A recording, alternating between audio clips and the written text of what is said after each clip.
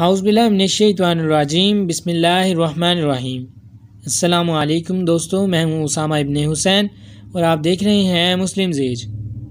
رب کریم میرے بابا جان کی بخشش و مغفرت فرمائے، آمین۔ اس حقیقت کا ادراک مختلف زمانوں میں اور بھی بہت سے لوگوں کو ہوا ہے، لیکن محض عقل و دانش اور غور و فکر کے نتیجے میں۔ اس کے بالمقابل ابو بکر رضی اللہ تعالیٰ عنہ کے مصفا اور پاک دل نے بغیر کسی خارجی دباؤ کے خود بخود اس حقیقت کی طرف ان کی رہنمائی کی، اور رسول اللہ صلی اللہ علیہ وآلہ وسلم کے مطہر نمونے اور عمل نے اس ادارک کو اس حد تک جلا دی کہ حضرت صدیق رضی اللہ تعالیٰ عنہ کے دل میں کسی شک و شبہ کا راہ پانا ممکن ہی نہ رہا۔ یہی ایمان صادق تھا جس کی بدولت ابو بکر رضی اللہ تعالیٰ عنہ میں اس قدر بے نظیر جرأت اور عدیم المثال عظیمیت پیدا ہو گئی کہ جب مرتدین سے جنگ کرنے کا سوال پیش ہوا اور تمام صحابہ نے انہیں موقع کی نزاکت کے لحاظ سے نرمی برتنے کا مشورہ دیا تو انہوں نے نہایت سختی سے اسے رد کر دیا اور فرمایا کہ میں ضرور مرتدین سے جنگ کروں گا، خواہ مجھے اس کے لیے تنہا ہی کیوں نہ نکلنا پڑے۔ اولو العزمی کا یہ سبق ابو بکر رضی اللہ تعالیٰ عنہ کو رسول پاک صلی اللہ علیہ وآلہ وسلم نے ہی پڑھایا تھا، اور اپنے پاک نمونے کے ساتھ ان کے دل میں یہ بات راسخ کر دی تھی کہ حق کے مقابلے میں جھکنے اور کمزوری دکھانے کا سوال ہی پیدا نہیں ہوتا۔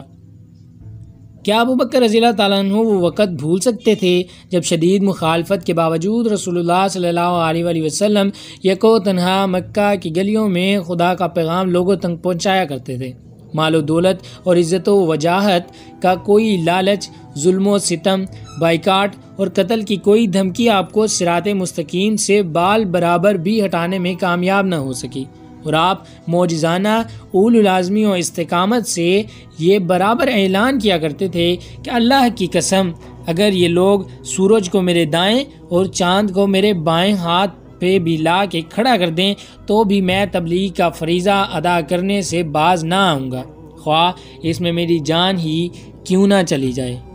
کیا وہ منظر ابو بکر رضی اللہ تعالیٰ عنہ کی نظروں سے اوجھل ہو سکتا تھا کہ احد کی جنگ میں صحابہ کی ایک کثیر تعداد کی شہادت ہوئی؟ اس کے باوجود جب رسول اللہ صلی اللہ علیہ وآلہ وسلم نے یہ سنا کہ کفار قریش پلٹ کر دوبارہ مسلمانوں پر حملہ کرنے کا ارادہ رکھتے ہیں تو آپ تمام خطرات کو پس پشت ڈالتے اور تمام عواقب کو نظر انداز کرتے ہوئے صرف جنگ احد میں شریک ہونے والے مسلمانوں کو لے کر، جن میں زخمیوں کی بھی خاصی تعداد شامل تھی، کفار کے تعاقب میں روانہ ہو گئے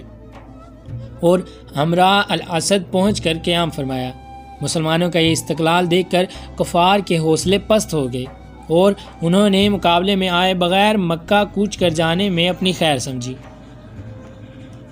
اس طرح مسلمانوں کے دل سے وہ زخم بھی بہت حد تک مندمل ہو چکے تھے جو انہیں غزوہ احد میں پہنچے تھے۔ پھر ابو بکر رضی اللہ تعالیٰ عنہ اس واقعے کو کس طرح فراموش کر سکتے تھے جب غزوہ حنین کے موقع پر بعض نو مسلموں کی بے تدبیری سے اکثر مسلمانوں کی سواریاں بھاگ کھڑی ہوئیں، لیکن رسول اللہ صلی اللہ علیہ وآلہ وسلم چند صحابہ کے ہمراہ انتہائی پامردی سے دشمنوں کے مقابلے میں ڈٹے رہے اور ان کے تیروں کی بے پناہ بوچھاڑ کی متعلق پرواہ نہ کی۔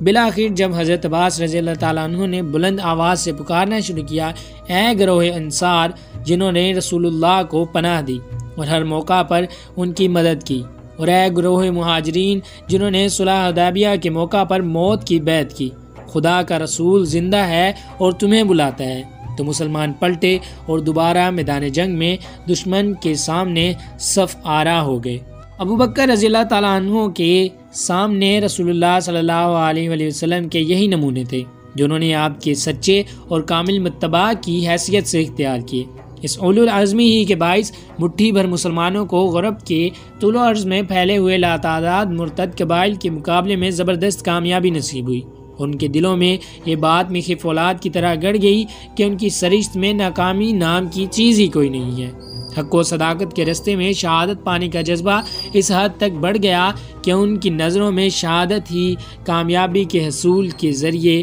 قرار پائی۔ رسول اللہ صلی اللہ علیہ وآلہ وسلم کے عہد خلافت میں مسلمان اپنی کامیابی کی طرف سے پورے طور پر مطمئن تھے، کیونکہ اللہ نے اپنے رسول اللہ صلی اللہ علیہ وآلہ وسلم سے فتح و نصرت کا وعدہ فرما رکھا تھا، اور ہر موقع پر ملائکہ کے ذریعے تائید ربانی کا نزول ہوتا تھا۔ لیکن ابو بکر رضی اللہ تعالیٰ عنہ کے عہد میں ایسی کوئی بات نہ تھی۔ وحی کا نزول رسول اللہ صلی اللہ علیہ وآلہ وسلم کے اسوہ حسنہ کو کاملاً اپنانے ہی سے مسلمان کامیابی سے ہمکنار ہو سکتے تھے۔ ابو بکر رضی اللہ تعالیٰ عنہ نے کامیابی کا یہ گر معلوم کر لیا تھا، اور یہی گر اختیار کرنے سے انہوں نے اپنے مختصر عہد خلافت میں وہ عظیم الشان کارنامے انجام دیے جن پر دنیا آج بھی پریشان ہے۔ ایمان کا جو جذبہ آپ کے دل میں مجزن تھا اور دین کی خدمت کی جو روح آپ کے اندر کام کر رہی تھی، اس کی بنا پر یہ ممکن ہوا کہ نہایت قلیل عرصے میں ایسے جلیل القدر امور انجام پا گئے جو عام حالات میں سال ہا سال کی انتھک کوششوں کے باوجود پایا تکمیل کو نہ پہنچ سکتے تھے۔ اسوہ حسنہ صلی اللہ علیہ وآلہ وسلم کو پورے طور پر اپنانے سے ابو بکر رضی اللہ تعالیٰ عنہ کو اس حقیقت کی تہ تک بھی پہنچ چکے تھے کہ قومی ترقی اس وقت تک ناممکن ہے جب تک مشکلات اور مصائب کو صبر و استقلال سے جھیلنے اور اپنے اندر ان پر قابو پانے کا ملکہ نہ پیدا کیا جائے۔ در حقیقت قوموں کی حیات و ممات کا راسی گر اختیار کرنے یا ترک کر دینے میں مستور ہے۔ ہر وہ قوم جو عزت کی خواہاں ہے اور اقوام عالم میں اپنا ایک علیحدہ و ممتاز مقام پیدا کرنے کی خواہش مند ہو، جو دنیا کے سامنے پیش کرنے کے لیے کوئی ٹھوس لائحہ عمل اپنے پاس رکھتی ہو اور اسے یقین ہو کہ صرف اس کے پیش کردہ پروگرام پر عمل کرنے میں انسانیت کی نجات اور دنیا کی فلاح و بہبود مضمر ہے، اس کے لیے بے حد ضروری ہے کہ اپنے اندر قوت برداشت پیدا کرے۔ اس کے راستے میں خواہ مشکلات کے پہاڑ ہی کیوں نہ حائل ہو جائیں، لیکن اسے عزم و استقلال سے ہر دم اپنا قدم آگے ہی بڑھانا چاہیے۔ مشکلات چاہے کتنی ہی ہیبت ناک اور مصائب کتنے ہی حوصلہ شکن کیوں نہ ہوں، لیکن باہمت قوم کو انہیں پرکاہ کے برابر بھی وقت نہ دینی چاہیے، اور راستے کی تمام دشواریوں اور ادائے حق کی راہ میں تمام رکاوٹوں پر نہایت جرأت مندانہ اور اولو العزمانہ قابو پا کر منزل مقصود کی جانب قدم بڑھاتے رہنا چاہیے۔ ان اسباب کی محافظت اس وقت اور بھی ضروری ہو جاتی ہے جب ان قوموں کے لائحہ عمل اور دعوت کی بنیاد مساوات کے قیام اور ظلم و ستم کی بیخ کنی پر استوار ہو۔ اکثر سلطنتوں کا قیام محض اس لیے عمل میں آ سکا کہ انہوں نے مساوات و جمہوریت کو اپنی اساس بنایا اور اسی کے سہارے استحکام حاصل کیا۔ اس کے برعکس بیشتر سلطنتیں مدت دراز تک اپنی شان و شوکت دکھانے کے بعد محض اس وجہ سے قلیل ترین عرصے میں نابود ہو گئیں کہ انہوں نے مساوات کے اہم ترین رکن کو ترک کر دیا تھا۔ مساوات اسلام کا بنیادی ستون ہے جس کے بغیر اس کی عمارت پایہ تکمیل کو پہنچ ہی نہیں سکتی۔ اس بنا پر اسلام اصولاً ایک جمہوریت پسند مذہب ہے۔ اس حقیقت کو آج ہم نے محض اپنی عقل کے ذریعے سے معلوم کیا ہے، اور ہم سے پہلے اس حقیقت تک جن لوگوں کی رسائی ہو چکی ہے ان کی رہنمائی بھی ان کی عقل کے ذریعے سے ہوئی تھی، لیکن اس کے ادارک کے باوجود نہ ہم اور نہ ہمارے پیش روی پوری طرح اسلامی سلطنت کی حفاظت کر سکے۔ لیکن ابو بکر رضی اللہ تعالیٰ عنہ کو اس حقیقت کا علم غور و فکر اور تدبر کے ذریعے سے نہیں بلکہ القاء ربانی کے ذریعے سے ہوا۔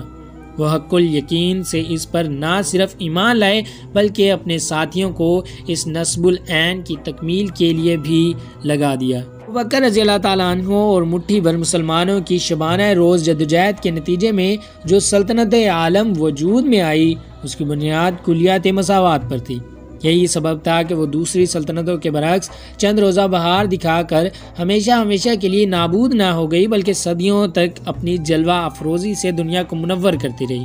ابو بکر رضی اللہ تعالیٰ عنہ نے القاء کی روشنی میں معلوم کر لیا تھا کہ اسلام مساوات کا علم بردار ہے اور ذات پات اور نسل کی بنا پر بنین و انسان کے درمیان کسی تفریق کا حامی نہیں۔ اسی وجہ سے اس کی دعوت کسی ایک قوم کے لیے مخصوص نہیں بلکہ تمام بنین و انسان کے لیے ہے۔ رسول اللہ صلی اللہ علیہ وآلہ وسلم کے زمانہ مبارک میں عربوں کے علاوہ غلاموں اور اجمیوں کی ایک بڑی تعداد بھی اسلام میں داخل ہوئی تھی۔ ان کے ساتھ حقارت و نفرت کے ساتھ سلوک کرنا تو کجا اسلام نے ان کی ذلت و نکبت عز و شرف میں تبدیل کر دی اور ان کا رتبہ اس قدر بلند کر دیا کہ آج بھی ان کا ذکر آنے پر ہر مسلمان فرط عقیدت سے سر جھکا دیتا ہے۔ ان لوگوں سے رسول اللہ صلی اللہ علیہ وآلہ وسلم کے سلوک کا اندازہ اس امر سے ہو سکتا ہے کہ سلیمان فارسی رضی اللہ تعالیٰ عنہ آپ کے مقربین خاص میں سے تھے۔ زید بن حارثہ رضی اللہ تعالیٰ عنہ کو آپ نے آزاد کر کے اپنا متبنہ بنا لیا تھا۔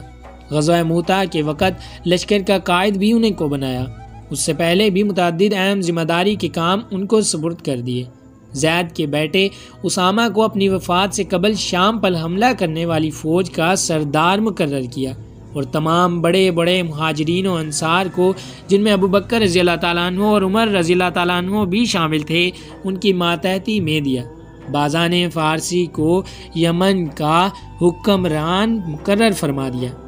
ان مثالوں سے پتہ چلتا ہے کہ رسول اللہ صلی اللہ علیہ وآلہ وسلم کے نزدیک محض عربی یا معزز قبیلے کا فرد ہونا کسی شخص کی فضیلت کے لیے کافی نہ تھا۔ آپ کے پیش نظر فضیلت کی کسوٹی تقویٰ اور صرف تقویٰ تھی۔ رسول اللہ صلی اللہ علیہ وآلہ وسلم کے خاص مشیروں اور مقرب صحابہ پر نظر ڈالنے سے معلوم ہوتا ہے کہ آپ کے محبوب صحابی بننے کا شرف صرف انہی لوگوں کو حاصل ہوا جنہوں نے ایمان و اخلاص میں قابل رشک ترقی کی اور جو دینی و ملی مفاد کی خاطر اپنے جان، مال، عزت اور وقت کو قربان کرنے کے لیے ہر لحظہ مستعد رہتے تھے۔ رسول اللہ صلی اللہ علیہ وآلہ وسلم نے عربوں کے دلوں سے ان کی نسبی شرافت، عزت اور فضیلت کا غرور بالکل نکال دیا تھا اور عربی، اجمی، آزاد اور غلاموں کا فرق مٹا کر انہیں ایک سطح پر لا کھڑا کیا تھا۔ ابوبکر رضی اللہ تعالیٰ عنہ نے بھی اپنے آقا کی سنت پر پوری طرح عمل کیا